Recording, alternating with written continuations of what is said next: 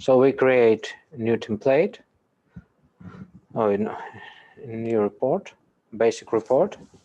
We have several parts of it. We will have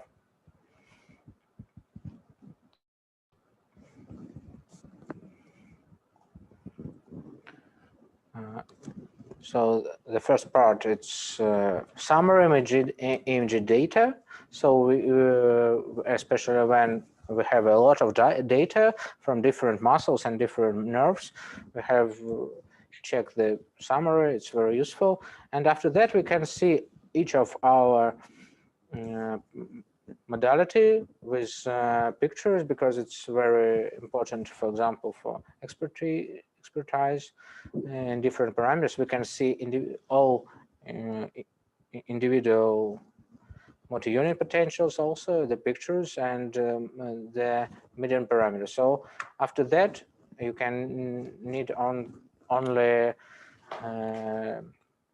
to write the conclusion, medical conclusion of this report, and that's all really.